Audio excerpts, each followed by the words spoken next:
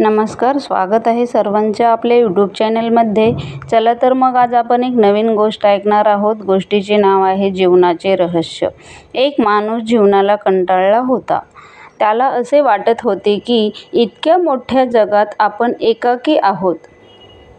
त्याला कोणी जवळ करत नाही, तो कोणाच्या प्रेमास पात्र नाही, असा विचार करून दुःखी राहायचा।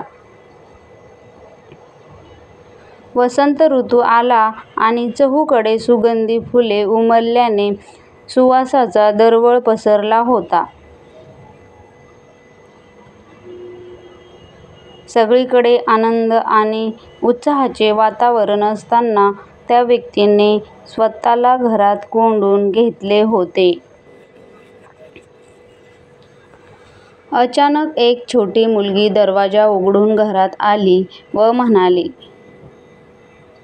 "तुम्ही उदास आहात असे दिसते, याचे कारण काय?" तो म्हणाला, "माझ्यावर कोणी प्रेम करत नाही." ती मुलगी म्हणाली, "तुम्ही कोणावर प्रेम करता?" त्याच्याकडे या प्रश्नाचे उत्तर नव्हते। तेव्हा ती मुलगी त्याला म्हणाली, "बाहेर येऊन पहा, तुमच्या दारासमोरच प्रेमाचा किती दरवळ आहे."